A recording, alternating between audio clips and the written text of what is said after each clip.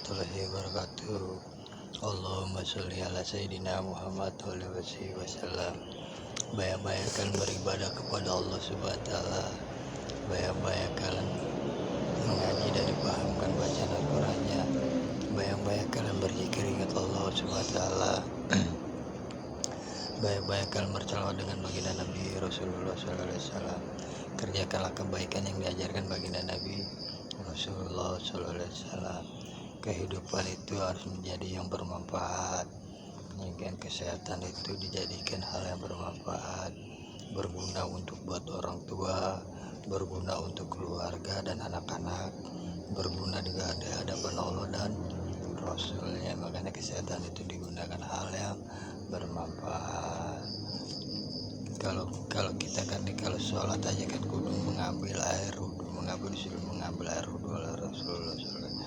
Wudu itu adalah wudu duka rasa sakit kita, duka laras kita, duka rasa kesepian kita, duka rasa dijoli, duka rasa dikecewakan orang, duka yang sangat pedih. Itu adalah makanya dibilang, kalau kata baginda Nabi, sentuhlah air wudu dan beribadah kalian kepada Allah. Makanya duka itu, duka rasa sakit kita untuk menyentuh air wudu, duka rasa kecewa itulah kita harus menyentuh air wudu, ya kan. Duka itu kan banyak, kayak duka disakiti. Kalau pasangan itu pasti kan ada yang namanya pasangan. Kalau lagi sedang pacar-pacaran kan orang duka yang rasa sakiti, makanya suruh sentuh air wudu. Duka yang rasa sakit, duka yang kau jalani, duka yang kau rasa kecewa. Duka itu kan duka yang rasa perlindungan Allah. Dukalah, jagalah. Duka itu kan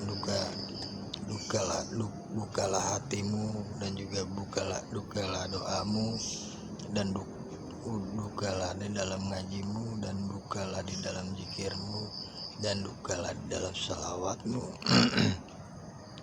Dan dukalah di dalam kebaikanmu kan dukalah di dalam doamu, dukalah di dalam mengajimu, dukalah di dalam zikirmu, dan dukalah di dalam salawatmu, dan dukalah di dalam kebaikanmu. Makanya air wudu itulah yang menyebabkan jalan kehidupan kita lebih baik.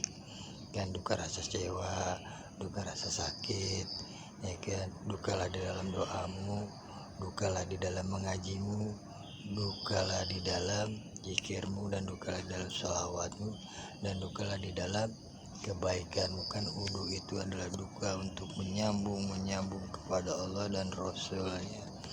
Dan habis ambil wudu itu kan, kalau sudah mengambil wudu itu kan kita berdoa lagi, ya kan.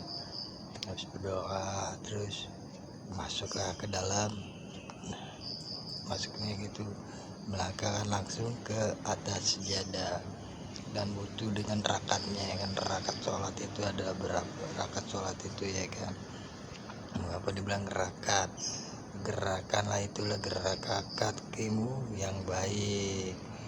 Rakat itu adalah gerakan kakimu dulu. Makanya kalau sholat bukan sembarangan sholat. Makanya sholat itu ada rakat sujud, rakat tangan, rakat kepala, ya kan, rakat dengkul, dan rakat jeriji.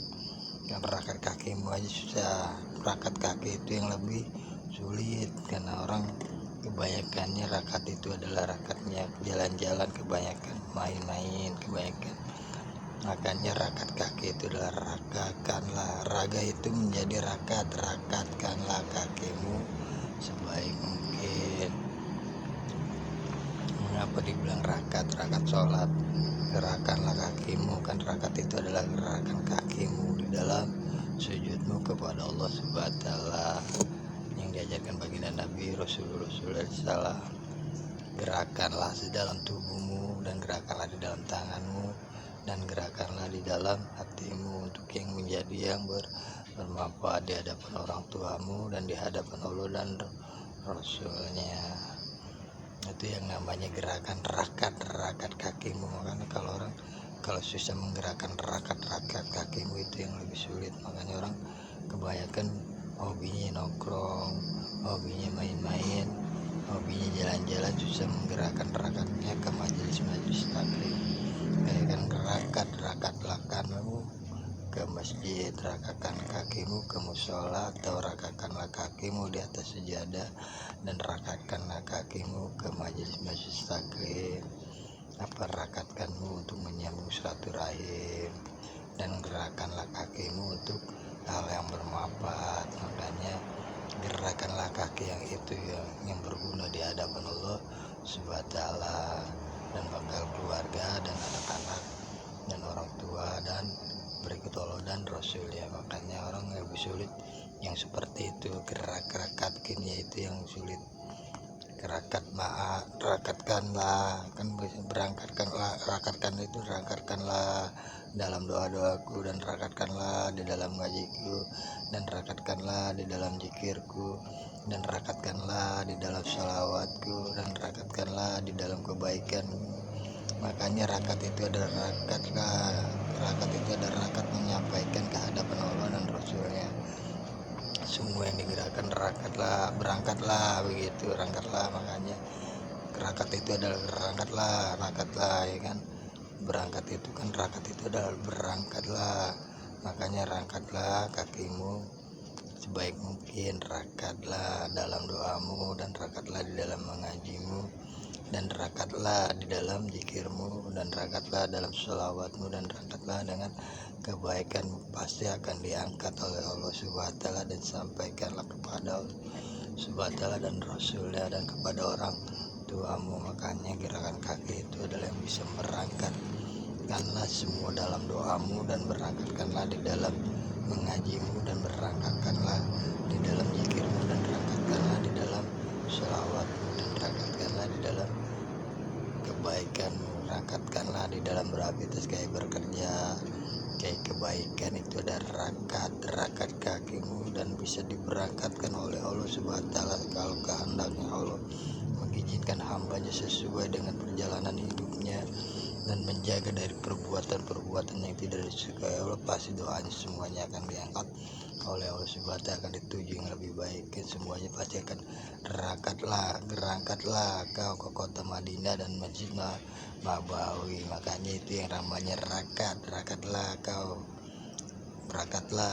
ke masjid, berangkatlah kau ke Masjid Nabawi dan kota Madinah. Itu rakatlah hambaku, dan kehendakmu kau pergi haji, dan pergi haji itu kan seperti haji ya kan, ke Masjid Nabawi dan kota Madinah. Itu yang namanya rakat. Berangkatkanlah keinginan Allah, kita menuju semua yang dipanggil oleh Allah Subhanahu wa taala, kayak juntrungnya kehidupan kita sampai di mana kan namanya berangkatlah diambil kepada Allah Subhanahu wa taala. Semua amal-amalan itu dari Allah Subhanahu wa taala. Makanya dari amal itulah yang bisa menggerakkan kaki kita dalam amal-amal yang terbaik, dengan doa-doa yang terbaik.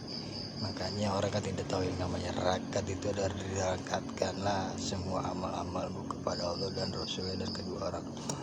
Kalau yang bisa paham dipelajari di dalam Al-Quran. Makanya banyak-banyak beribadah kepada Allah Subhanahu wa taala, banyak-banyak kalian mengaji dan dipahamkan bacaan Al-Qurannya, banyak-banyak kalian berzikir ingat Allah Subhanahu wa taala, banyak-banyak kau berselawat dengan baginda Nabi Rasulullah SAW. Kerjakanlah kebaikan yang diajarkan baginda Nabi Rasulullah SAW. Banyak-banyak kalian berselawat dengan baginda Nabi Rasulullah SAW. Allahumma sholli ala Sayyidina Muhammad.